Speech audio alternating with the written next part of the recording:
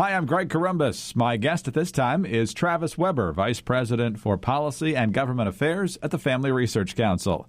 He joins me now to discuss President Trump's announcement that his administration will protect the religious freedom of staff and students in public schools across the country. So what exactly is he ordering, and what will the actual impact be? And Travis, thanks so much for being with us. Thanks for having me on. Well, let's start with the way things are right now. As Family Research has pointed out, as well as others, there already exists something from 1965 called the Elementary and Secondary Education Act, which we'll get into in just a moment. But when we talk about religious expression in the schools, you get two very different answers a lot of the time. Some say, look, if you even bring up your faith in any way, in a book report or in any conversation in a classroom discussion, all of a sudden people get very nervous. Other people say it's an overreaction. You've obviously studied this for a long time. What is the reality when it comes to religious expression in public schools right now? Yeah, the reality is that students and others have pretty broad rights to religious expression in public schools. This is under the Constitution, the First Amendment, Free Exercise Clause of the First Amendment to the Constitution, and how that has been interpreted by courts.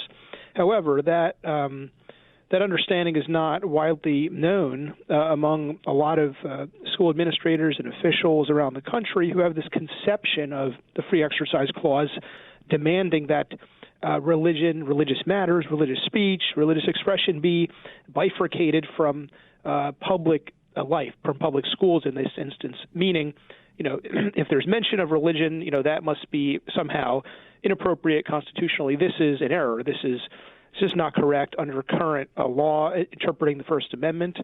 The reality is that students have quite broad rights. That being said, because of this misunderstanding that is rather widespread in America, it's important that guidance, like what President Trump announced the other day, is issued. The last updated guidance was put out under President Bush's administration over a decade ago. So there's a need for renewed guidance, for fresh guidance, and that's what this does as far as the public school aspect of it. This guidance is going to update President Bush's guidance outlining the rights of students in public schools to pray and to engage in religious expression, provide remedies for them to file complaints, and ensure that state agencies follow the guidance. How will the process work? If you feel like you've been aggrieved, whether as a teacher, a staff member, or a student, what can you do? You can file a complaint with the relevant governing body, and in most cases that would be the local or state educational agency. The Department of Education can also receive a complaint to a certain degree regarding this because they're the ones making sure that it's implemented.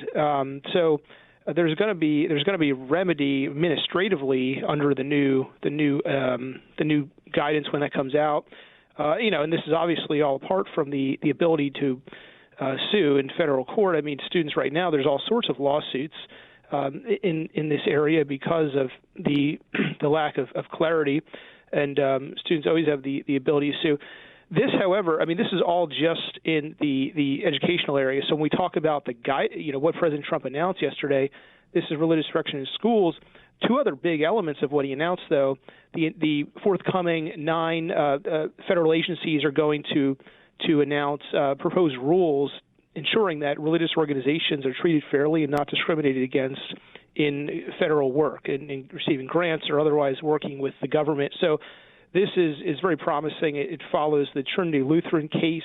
The Supreme Court decided several years ago implementing this principle under the Free Exercise Clause of the First Amendment, and the Office of Management and Budget issued a memo backing this up. So, on Religious Freedom Day yesterday, the president announced this renewed guidance for religious expression in schools, but also forthcoming rules from 9 agencies and an OMB memo. So this is very widespread, protecting not just students' rights to religiously express themselves religiously in school, but also protecting the rights of religious organizations to equal treatment in the public square.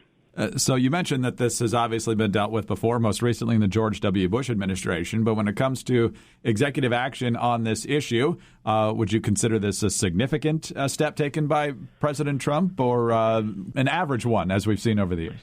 I would say it's significant. Obviously this doesn't address every religious liberty issue out there. It addresses, when we talk about the school guidance and the equal protection for religious organizations guidance, both those actions address to a certain degree issues which need to be addressed. It's been a while since it's been updated. It needs to be updated, and we need enforcement mechanisms and teeth, which this is going to provide. There are specific instances that are going to arise for religious liberty in the public square that this doesn't address, and we're going to continue to advocate for those. But on this point, you'll hear some people say, well, this is not a widespread problem. The reality is that administrators, local officials, those giving legal advice on these issues of religious expression in local government or schools often don't know the law, and they're not giving good advice. They're easily intimidated by groups who want to wipe religious expression from the public square, atheist-focused legal groups who go around sending letters saying this is unconstitutional, et cetera, et cetera. The reality is it's not. It's bad advice, but the schools capitulate. So it's important they have clarity. This is going to help bring clarity. And in that respect, I think it's going to really solve a lot of the misimpression, which leads to students not availing themselves or not being able to avail themselves of their constitutional rights simply because they have bad advice. The school is operating under a misimpression of the law, and it'll hopefully resolve a lot of the effort that is currently working against religious expression in our public schools. We're talking with Travis Weber of the Family Research Council. And Travis, when it comes to these groups coming into various schools trying to stamp out religious expression, are they pretty much across the board trying to squelch free expression of all faiths, or do they generally have one or another in mind? I mean, they're often targeting the expression of the Christian faith. Now, the Christian faith is the most widely shared one in terms of reflecting how often it comes up in these instances where a student's praying. There are Jewish and Muslim and other students seeking to live out their faith too.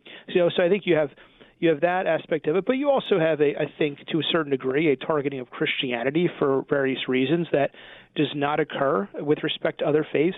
I work with people of different faiths on religious freedom issues. I think it's important that we have a united front on this because those advocates are looking for the same thing that I am: a robust protection of religious freedom in the public square. And that really, when you have a united front like that, it's difficult for groups to oppose the effort. So, I think it's mostly aimed at Christianity, and we need to push back against this bias, but also continue to advocate for religious freedom at the same time. And also here, when it comes to whether or not to allow religious expression, money talks to some extent. I mentioned the Elementary and Secondary Education Act of 1965, which, according to your notes on this, means that schools must certify in writing to its state educational agency that has no policy preventing or otherwise denying participation in constitutionally protected prayer in public schools as detailed in the updated guidance. So basically, if the schools are found not to be accommodating religious expression, their funding could be at risk here. Exactly right. And that's what I was referring to when I mentioned earlier that this has teeth and it's going to be enforced.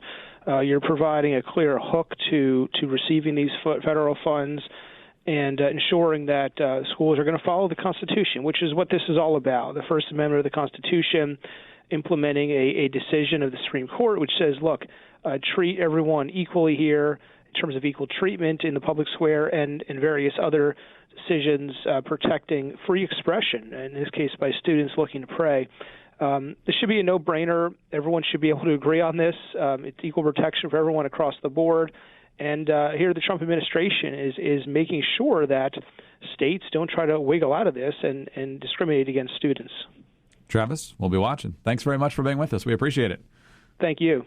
Travis Weber is Vice President for Policy and Government Affairs at the Family Research Council. I'm Greg Corombos reporting for Radio America.